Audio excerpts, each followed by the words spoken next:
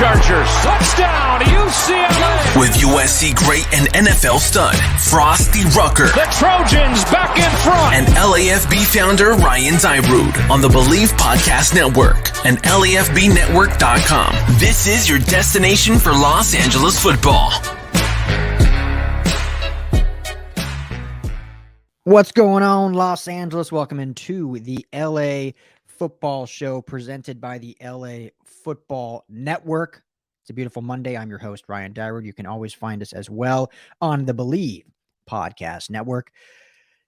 Got a good show for you. It's kind of a weird one. Usually Mondays, we dedicate to recapping, the weekend, Chargers and Rams, but we had the Chargers already play Thursday, so we're able to get into that on our Friday show.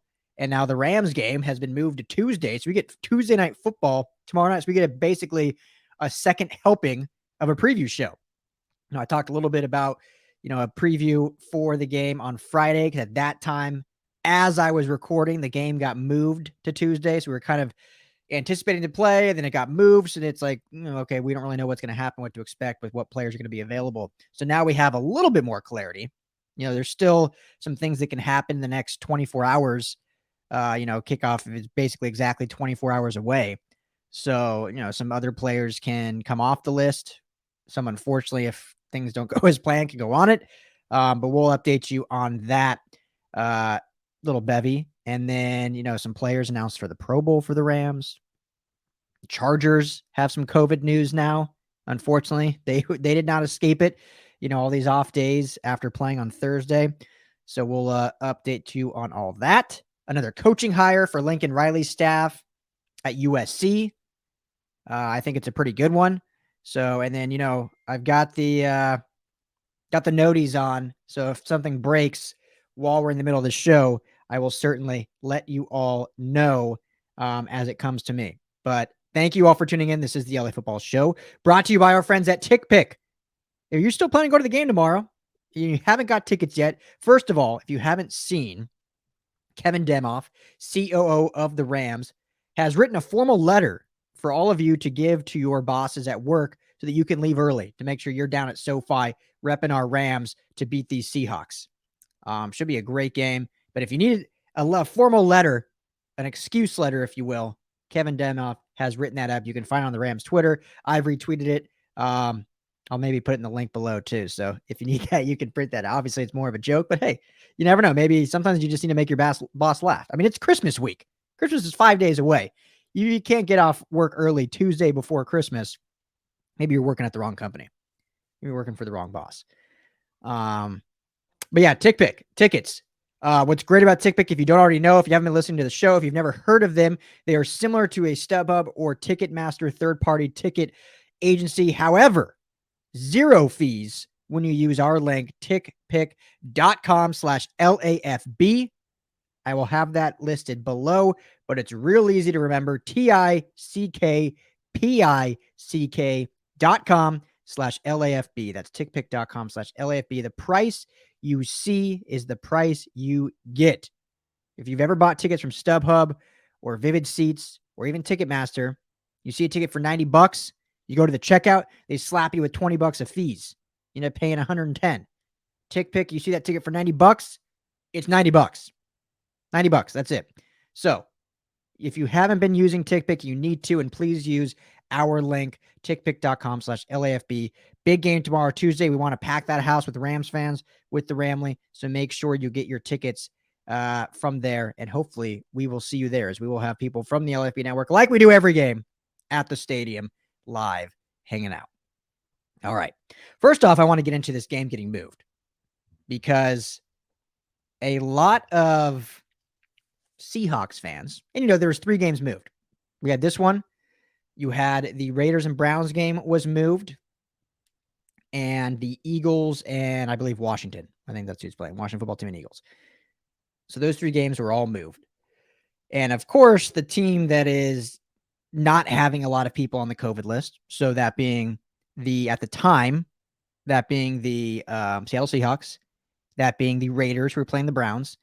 And I feel like Washington and Philly both kind of had some stuff. So it wasn't like one was just non-existent and one was getting, this pouring of COVID running through their building. Obviously, the teams that don't have these cases, are going to be a little upset because they are ready to go. They've been prepping. Now, when you move games back, it shortens your week for the next game.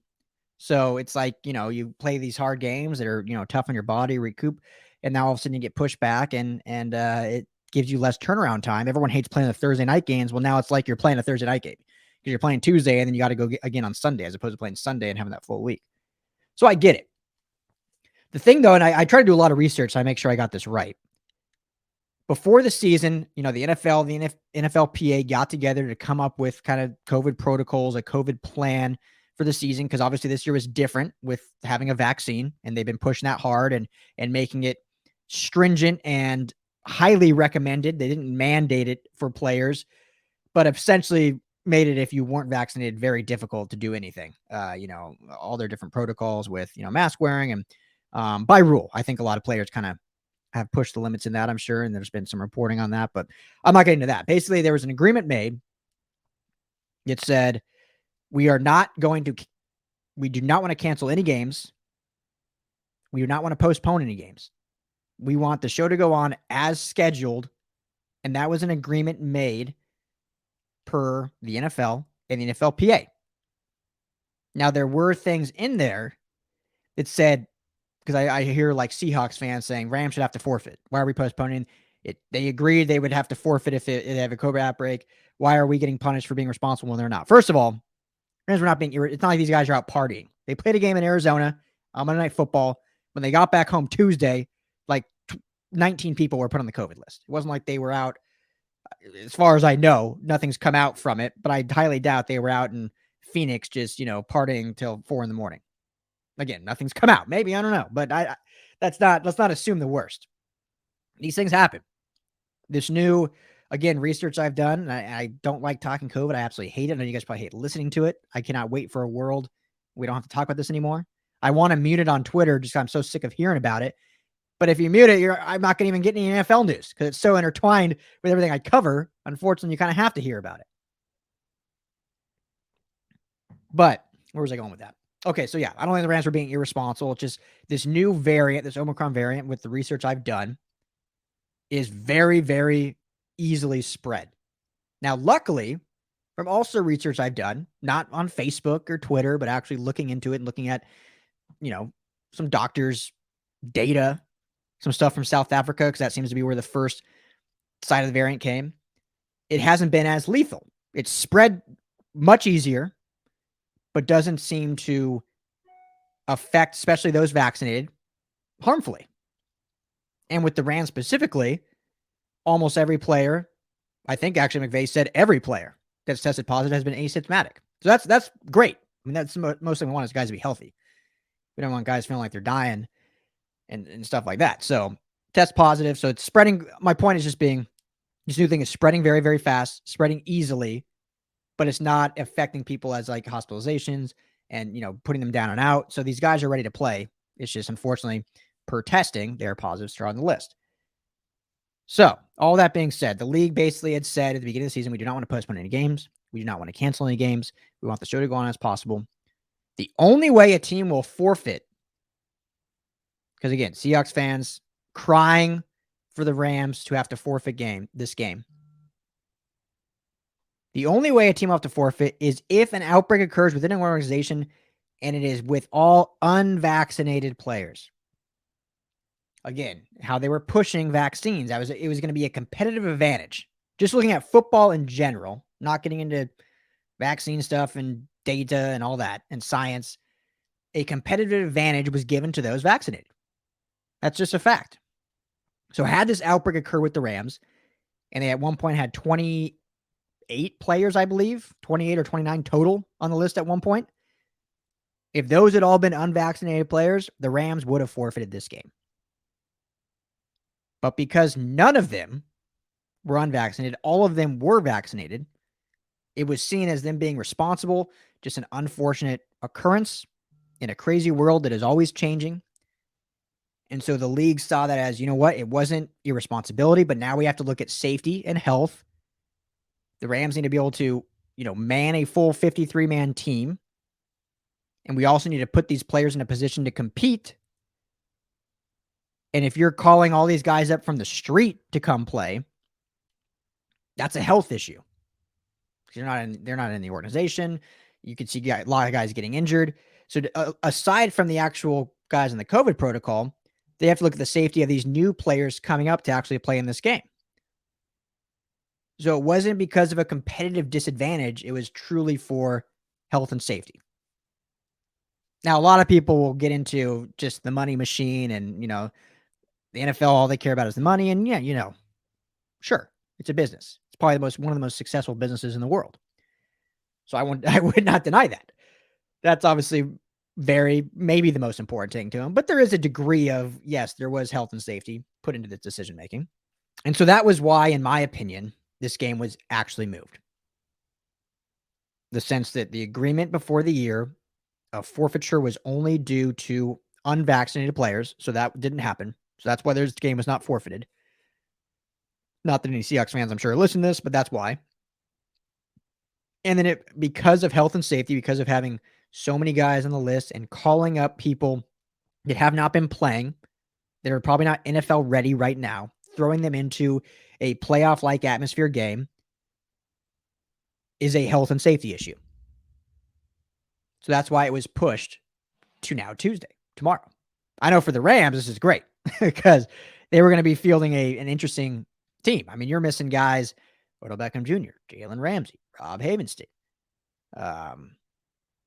Tyler Higbee, Jordan Fuller, like a lot of Troy Reeder, a lot of starters against a Seahawks team that's playing for their life right now to make the playoffs. They need to win out.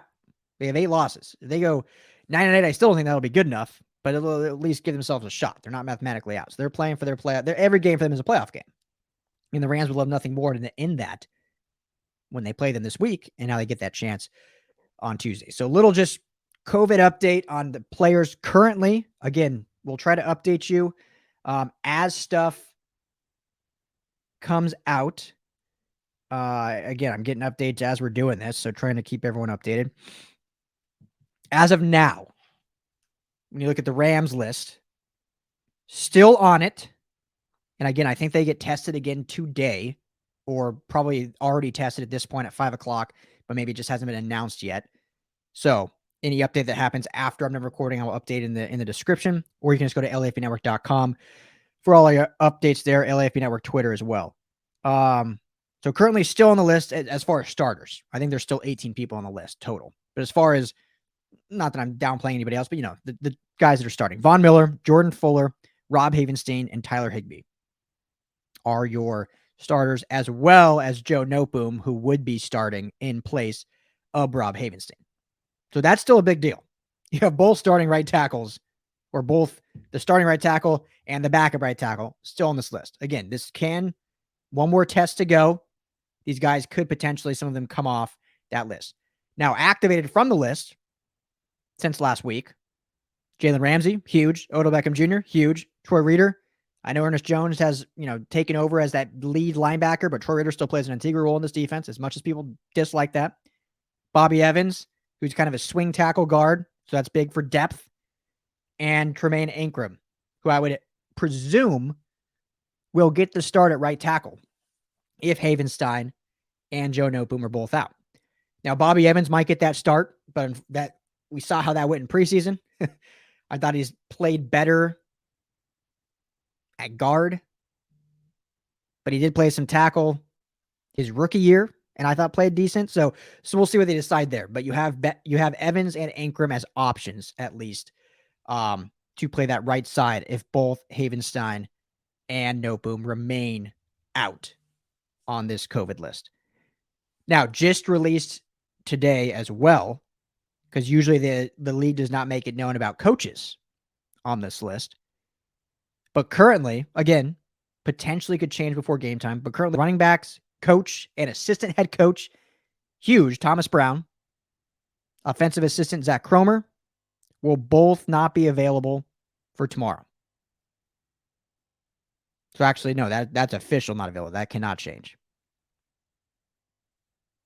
Or can it change? There's the Rams tweeted this out. Said currently, Well, not okay. So as it stands, they're not available, but it can change. If they are not available, so if they do remain in the protocol, then assistant quarterback coach Zach Robinson will assume duties of Coach Brown, and offensive assistant Nick Jones will take on responsibilities for Coach Cromer. So notable as well. I mean, very fortunate, obviously, not Sean McVay, not Raheem Morris, not Kevin O'Connell. So they keep their big three intact, but Thomas Brown has a huge role. I mean, not only with the running backs, obviously. I didn't even mention Darrell Henderson because that happened later, but Darrell Henderson's off that list now. So now you have Henderson back with Sony Michel. They just upgraded Jake Funk, which is shocking. Everyone thought his injury was season injury ending. He has been activated. So now you have three backs back, and Thomas Brown is integral in that rotation, how that looks. And we've seen Sony Michel kind of seize that role and become great in the starting line for these last 2 weeks. But now it's going to be up to Kevin O'Connell and the other coaching staff to decide how that rotation is going to look. I know everyone talks about Sean McVay in the running game, but when it comes to specific personnel going into games, that's the assistant's job, typically. I mean, they talk throughout the week, obviously, but on the fly, Thomas Brown is the guy saying, okay, you're in right now. It's not usually Sean McVay saying, for this play, I need Sony. For this play, I need Darrell. The position coaches are the ones that put in their personnel based on what the game is doing, based on how the play calls are going. Obviously, Sean can overturn that, Coach McVay, but you don't see that in a 40-second play clock, that much stuff happen. Usually, he relays the play to Matthew Stafford. Position guys handle substitutions. So Thomas Brown being out, that could be a big deal. So we'll see how that goes and how that rotation will look this week as they go up against the Seahawks team. Luckily, the Seahawks team doesn't have a very good defense, which we're going to get into. Now, the Seahawks COVID list, I believe before the cancellation, Lockett was the only big name on it. But they've added some names to it now. Starting corner, DJ Reed, and starting right tackle, Brandon Shell. Also running back, Alex Collins, and then Tyler Lockett, like I mentioned. So 4 key starters on their list who at this point are still on it and in jeopardy of missing tomorrow's game. Now, Rashad Penny, first-round pick formerly of San Diego State, shout out Mountain West, finally had his coming out party last week against the Texans with the expanded role. Can't seem to keep running backs healthy in that Seahawks backfield. But will he continue that success? Because that's been his big thing in his career, early career thus far, that consistency. We know the talent's there. We saw what he did at San Diego State, breaking many, many records. I think some of them have been broken since, but at the time, he broke the record for like most rushing yards in a collegiate career. Touchdowns was way up there. Talented runner. A bowling ball-like runner that can break tackles with the best of them. Just hasn't been able to stay healthy. So far this year, 43 rushes, 215 yards, and 2 touchdowns. But like I said, just last week against the Texans, came 16 of those rushes for 137 yards and both those 2 touchdowns. So big game last week, albeit against the Texans, but he will be the guy the Rams will be honing in on to stop this offense. Now, Russell Wilson, everyone knows my thoughts on Russell Wilson. I think he's one of the best quarterbacks in the game. I would probably put him top 5, what he's been able to do. Since his injury, hasn't got back full to form, which is to be expected. Broke a finger on his throwing hand. There's going to be some things off there. But he's starting to get back into form, and so he obviously is he's the magic man. He's what makes the offense go. But if you're able to make the Seahawks one-dimensional and force Russell Wilson to be the entire offense, they haven't had that same success in his career. Like Matthew Stafford, like just about every quarterback in the NFL. Your job's a lot easier when your running game is working. Like there's literally not many quarterbacks out there that have success with 0 running game. Pat Mahomes is better when his running game is clipping. Tom Brady is better. Everyone looks at those QBs as these sling it all quarterbacks. If you really get into the stats, they've always had pretty solid running games. Maybe not star backs, but efficient running games. And so the Seahawks, I know everyone talks about that's what their bread and butter is running. It really hasn't been that good since Marshawn Lynch left, just because they haven't had consistency. Chris Carson is a phenomenal back. Can't stay healthy. Took Rashad Penny in the first round. Can't stay healthy. DJ Dallas had a few fun games. Can't stay healthy. They got Alex Collins. He can't stay healthy. He's on the COVID list now. So the Rams, if they can shut down, and Ernest Jones is the guy I'm looking at in this one, how well he's played so far since he's really taken over the lead snaps at the linebacker position. If he can continue that onslaught and that great play and really be that GPS to the football that he is and shut down Rashad Penny, then I like the odds for the Rams, especially with getting Jalen Ramsey back. Because one of my favorite matchups in all of football, it's a young matchup, but it's one of the best. And it's Jalen Ramsey against DK Metcalf. And Jalen Ramsey has shut down DK Metcalf every time he has lined up against him. And after missing last week, getting back out here, Ramsey's set to do it again. And with no Tyler Lockett, if he remains in the protocol,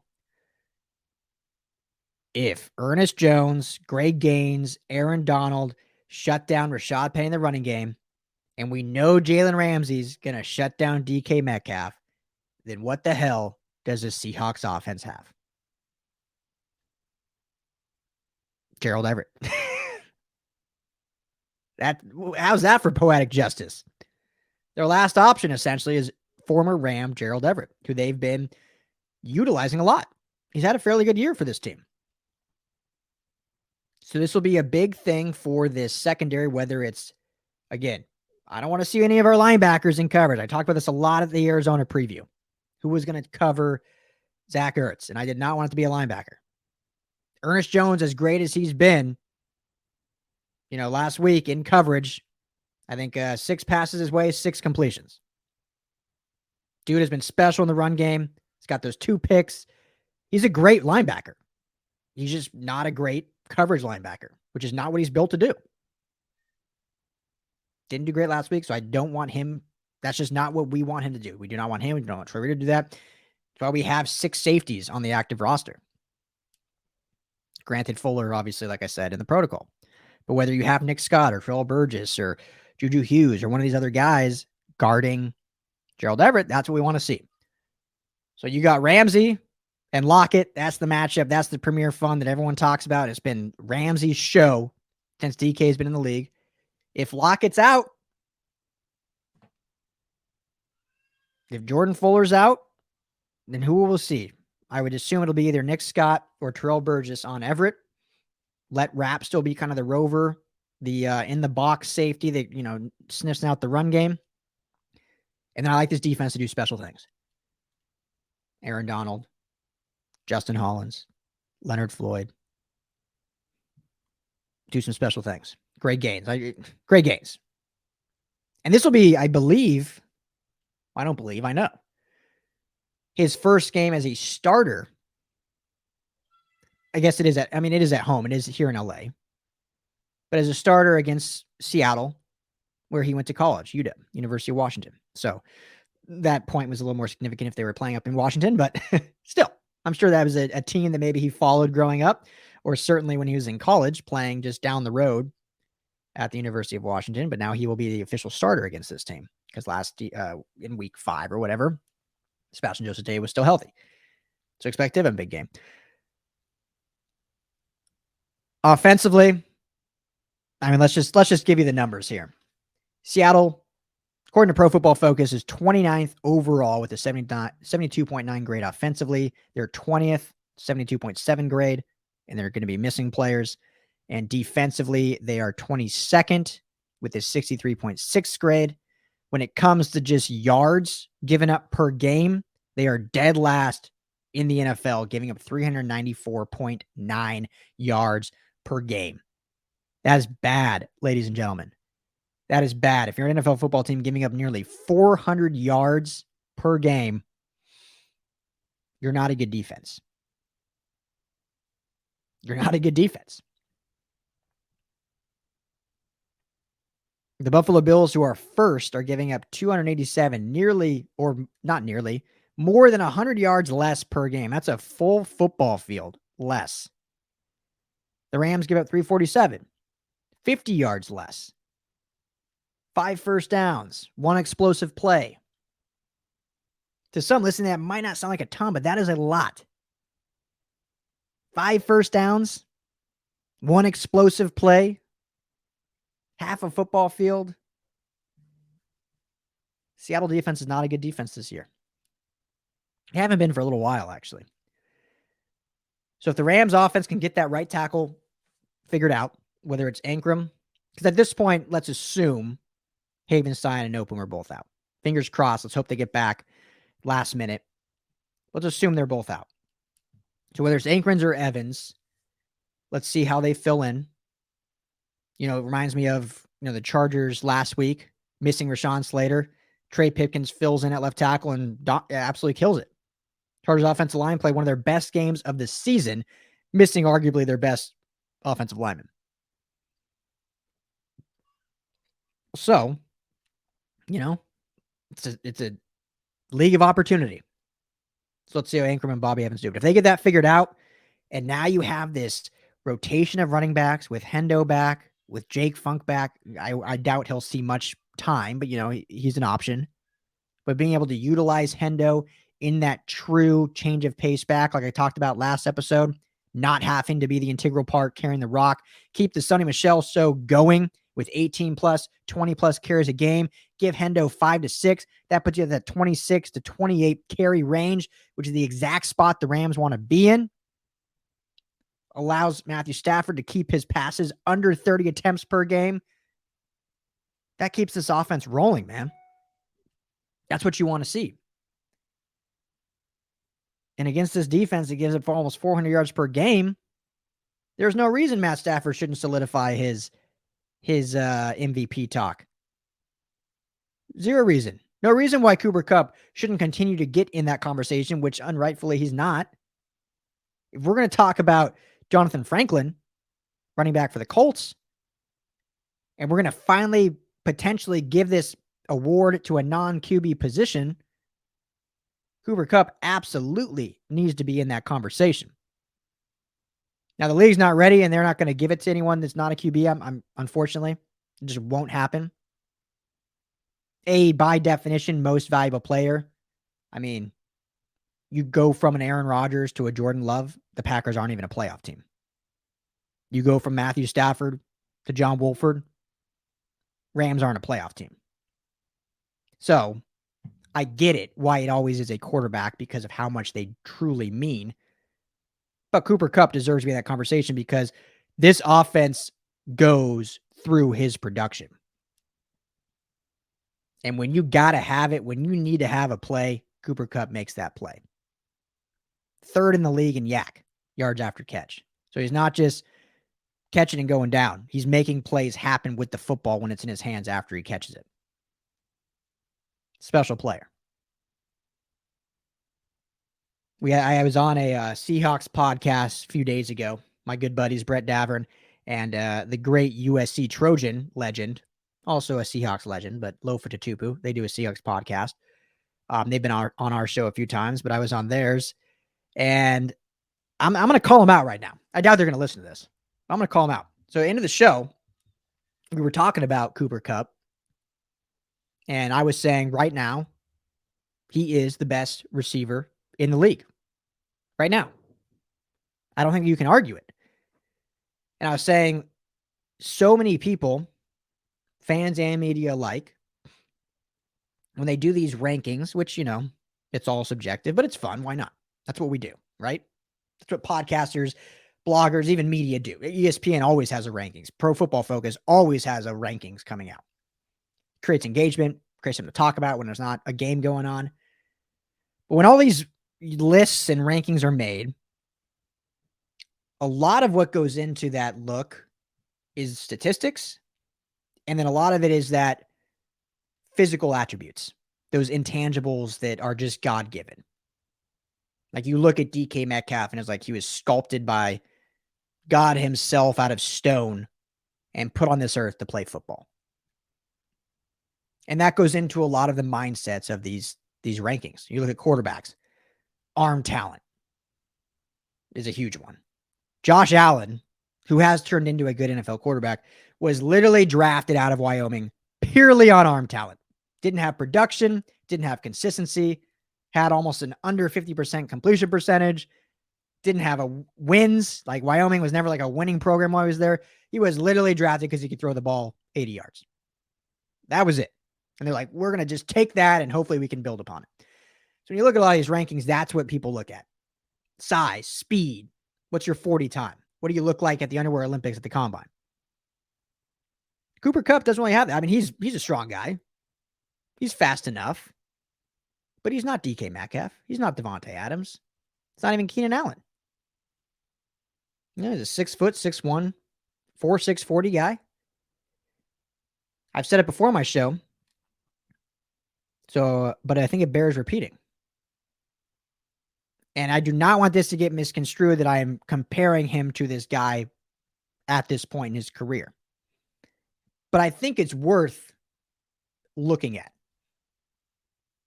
The greatest receiver of all time, without question,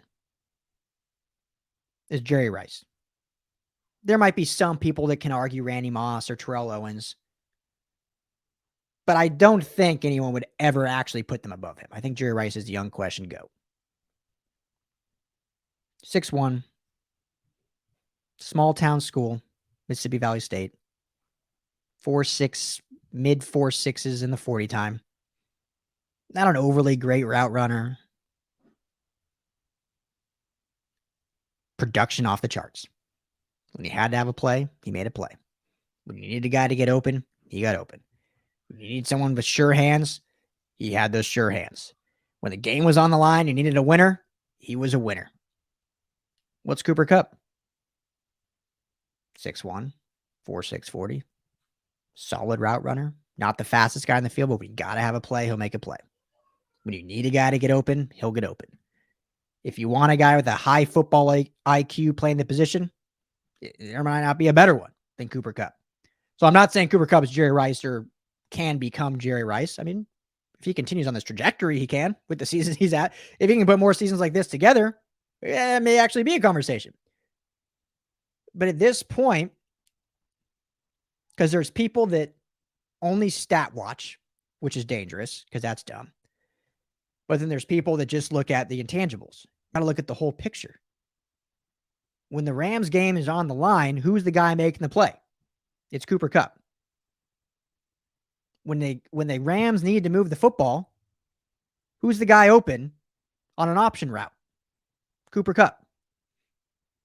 When the Rams are running the ball 28, 30 times a game, and you got to have that crack block or that block on the outside, Robert Woods is great at it, but who else is making that block? Cooper Kupp. So right now, in 2021, week 15, Cooper Kupp is the best receiver in the NFL. It's not a question, I don't think. Devontae Adams has been great. Tyreek Hill has been great. I don't think it's a question. Tyreek Hill has games where he goes off, like against the Chargers. He has games where he finishes with 3 catches for 27 yards. Cooper Kupp is a guy that is involved in the game plan no matter what. You know, it's a fun debate. I wouldn't be disgruntled if someone said, no, I think Devontae Adams is better. No, I think Tyreek Hill is better. It's not like that's invalid. Where I stand, though, and based on what he's been able to do, and he's done it with Jared Goff as well. He's having better stats with Matthew Stafford, but it wasn't like he just came out of nowhere. Had a season that he was injured. Other than that, I mean, he's been a pretty productive guy regardless his whole career. Just not to this level we're seeing. Devontae Adams has had Aaron Rodgers his whole career. Tyreek Hill has had Patrick Mahomes his whole career. Cooper Kupp's now done with Jared Goff and now Matthew Stafford. Receiver's the big position that is so much relies on your quarterback. And now he gets a little upgrade, and we're seeing it expound even more. So, went down a rabbit hole there, but that's just how I feel about Cooper Kupp, what he means to this team. It was just announced today he was elected to the Pro Bowl, rightfully so. I mean, I don't think that's a surprise to anyone. Shouldn't be. The real question will be who gets All-Pro. if it's him or Adams. I think it's a 2-man race right now, which won't be decided till after the season. But Cooper Kupp, Pro Bowl, and Aaron Donald, Pro Bowl. Those are your 2 Rams officially right now elected in the Pro Bowl, rightfully so. I would assume Matthew Stafford will probably end up getting in. He's pretty high in MVP voting right now, or in the conversations at least. All the sports books have him, in the top 5 of MVP race. So I think when it's all said and done, he'll be one of the NFC quarterbacks in the Pro Bowl as well. That's probably Jalen Ramsey, I would assume, gets in as well. I'm surprised he's not yet, or I don't know how this. I feel like it's different every year because you get fan voting and then you get the coaches deciding. So I don't know exactly if maybe the whole roster has been announced already, but I don't think so because I haven't heard any Chargers names yet, and I would assume they're going to have at least 1 or 2. So I think we will humor. But as of now, Aaron Donald, Cooper Kupp are your representatives for the Rams for the 2021-2022 Pro Bowl. So good honor for them. But should be a great game. I highly expect the Rams to win this game.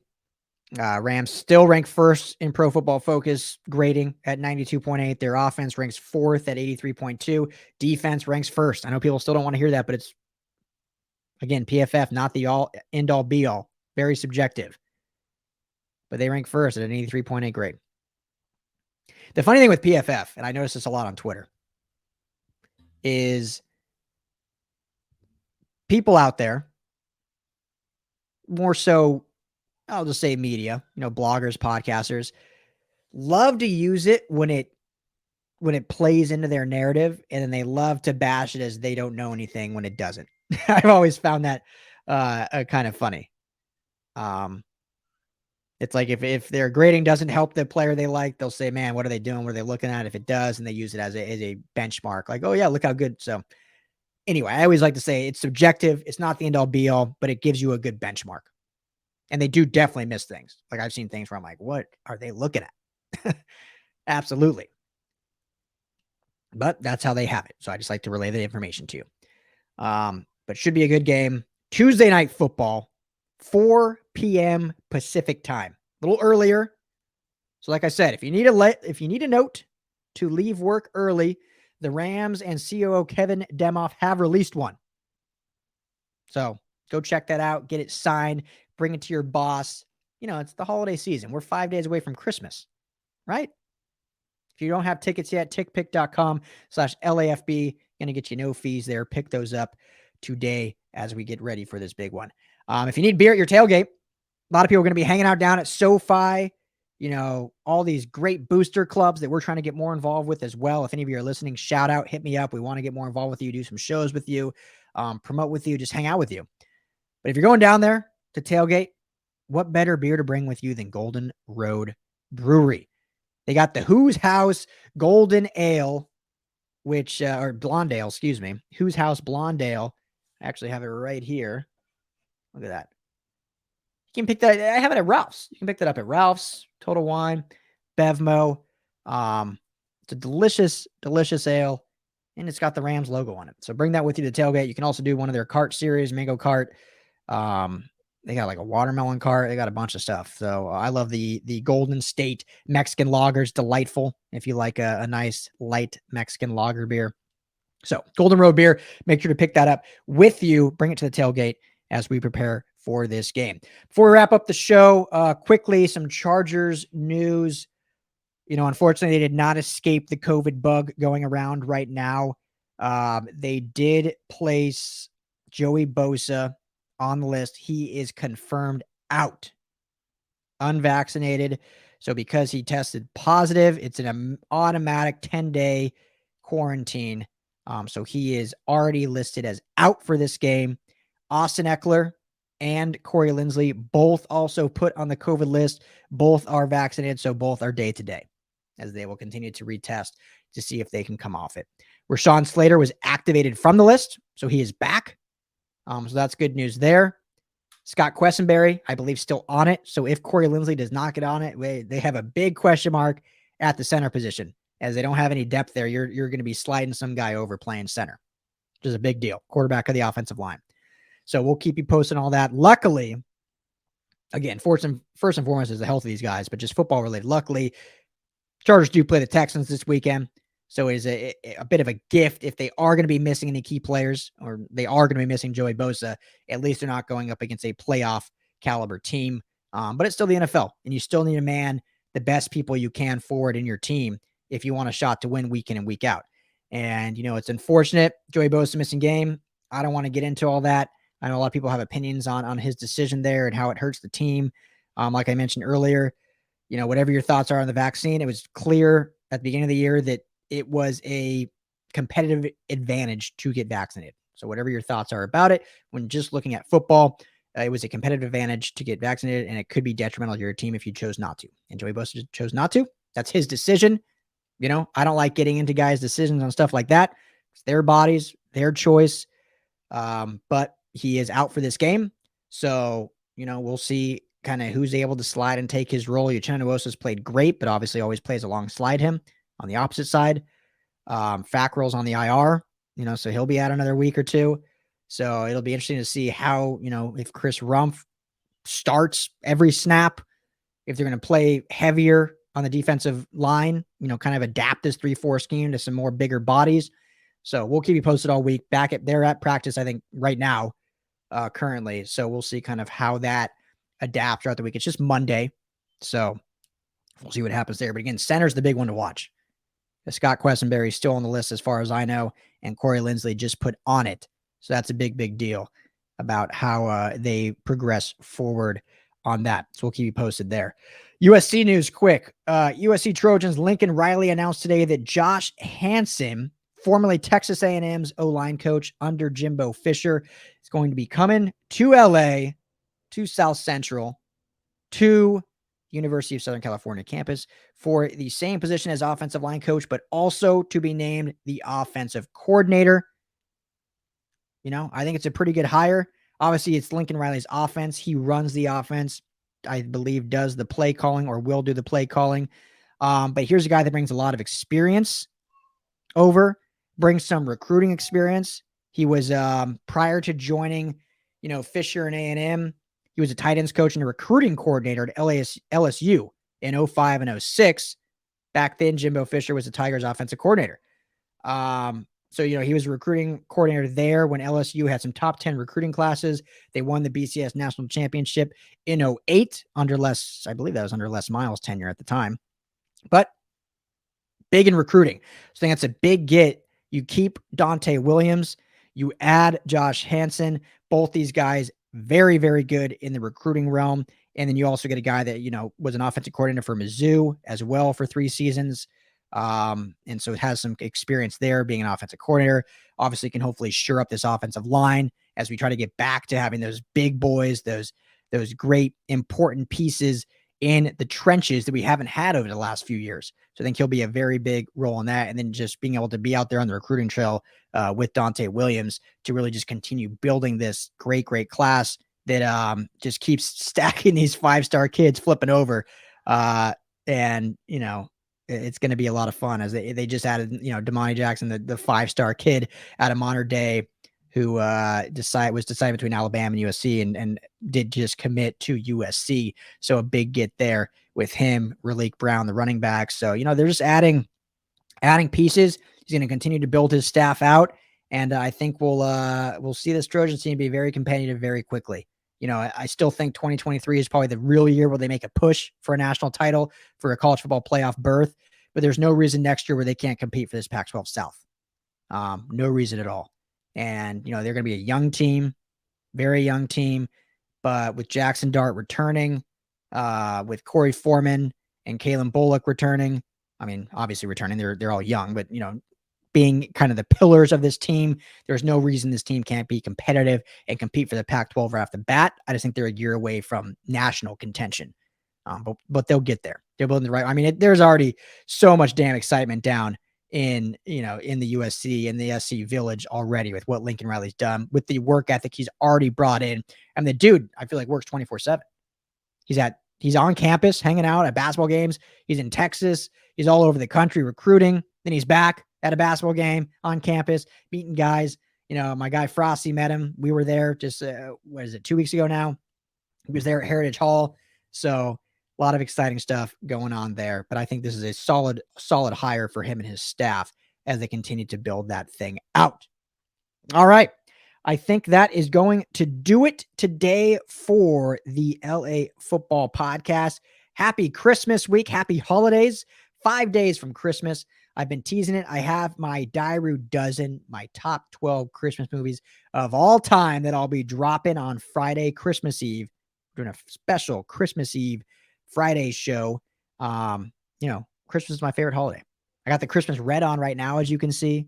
So we're ready, rock and rolling, ready to go. Excited to keep bringing you great content. Got a lot of exciting stuff going on at the LA Football Network. We got two teams vying for the playoffs here in the Rams and the Chargers. So we still got a lot of stuff to do.